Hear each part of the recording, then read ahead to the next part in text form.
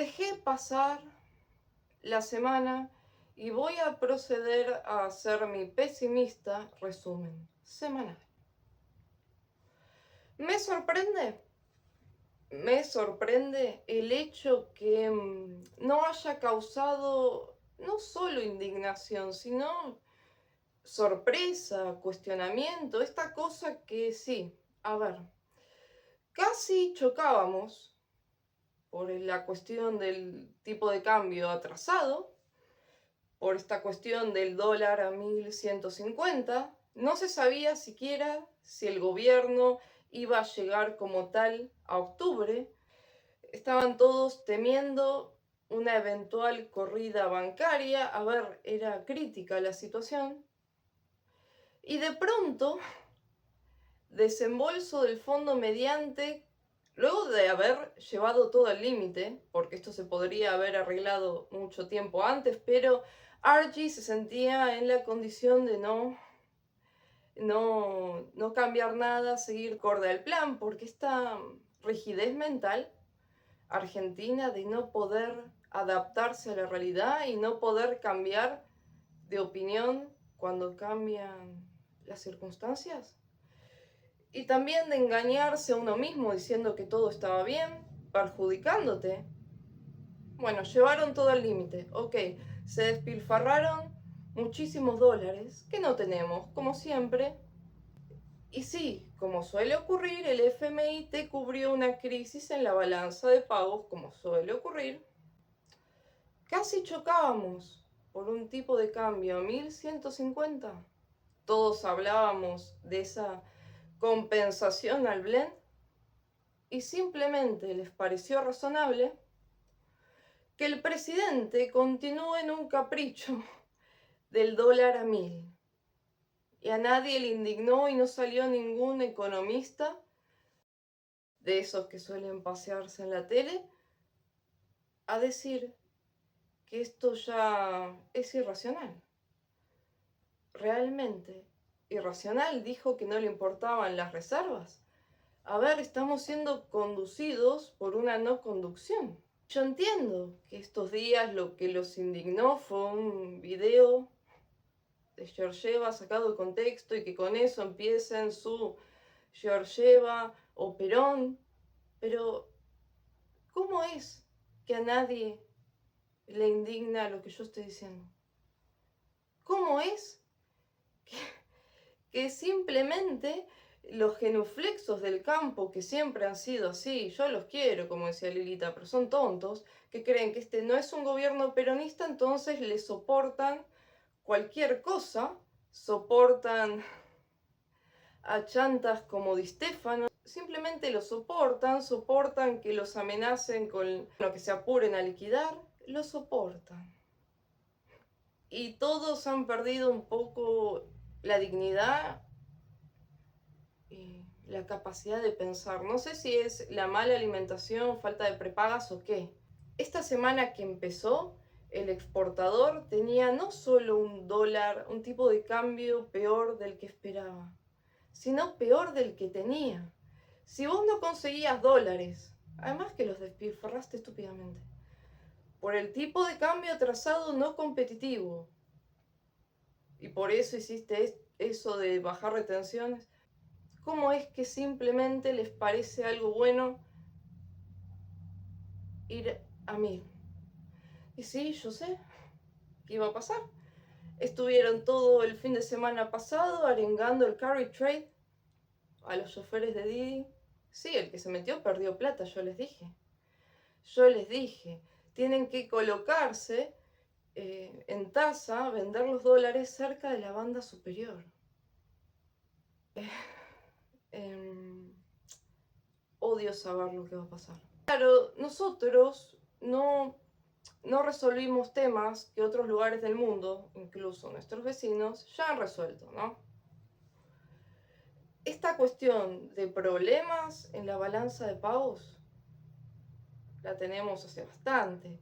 Y el solo motivo por el cual el FMI eventualmente no prestaba a gobiernos peronistas no es porque no se pedía, sino porque no le prestaba a gobiernos peronistas pues no le tenía confianza. María Estela Martínez de Perón esperaba un desembolso que el FMI recién aprobó con el proceso, pero no porque no se lo hubiera solicitado.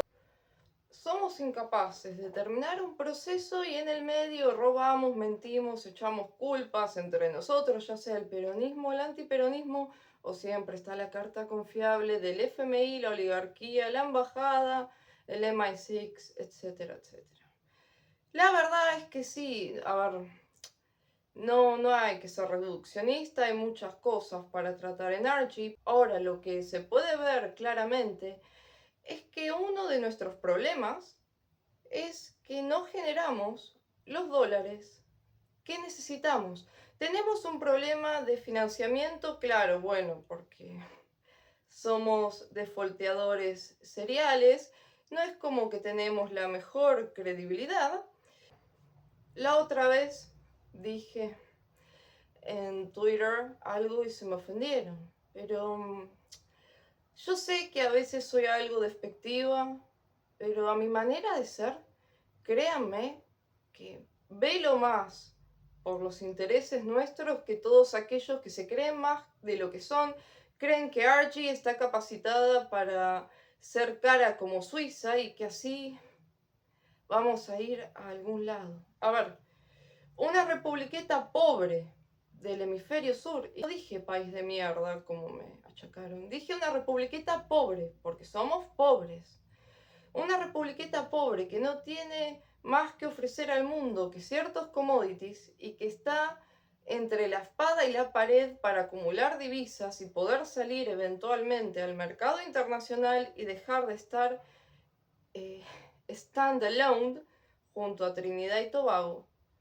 Una republiqueta pobre, que la mayoría de su población vive en la informalidad, no tiene obra social, nunca aportó. Una republiqueta pobre, que no tiene más para ofrecer al mundo que ciertos commodities. A ver, creyeron razonable que seamos importadores, netos, net importers. Acá no me vengan con ejemplos a los Estados Unidos y la balanza comercial, porque primero, Estados Unidos no tiene en realidad problemas de balanza comercial, por más que crean lo que dice Trump, porque ellos tienen la maquinita de hacer dólares, pagan importaciones en su propia moneda, es decir, el dólar, la moneda internacional de reserva de valor, y además, Estados Unidos pasó la industrialización, es una economía más moderna, una economía de servicios, puede darse ciertos lujos. Nosotros, insisto, somos una economía pobre, que además no ofrecemos mucho más que commodities, que, a ver, yo ya les expliqué que el tema de la agroindustria no tiene el dinamismo que otras industrias, depende de factores internacionales, como el valor de los commodities, también depende de factores climáticos, no tiene producción en masa, y en un momento de volatilidad mundial, esas cosas se ven algo afectadas. A ver, Archie no genera los dólares que necesita. No los generamos. Entonces, cuando se devalúa, básicamente, es por falta de dólares. Y en año electoral, en general, se llega al límite con el atraso cambiario y se termina devaluando muy así sobre el límite. Cuando me dicen los libertarios y los chicos de Rappi, ¿no? No, porque ahora es diferente, hay superávit fiscal. Más allá que está dibujado el superávit fiscal. A ver, sí, en teoría, como todo es algo bueno tener superávit fiscal. Considerando que es la cuenta, la diferencia entre los ingresos y lo que gastás. Y a ver, esto un paréntesis. No hay que ser tan, ¿cómo decirlo? Dogmático.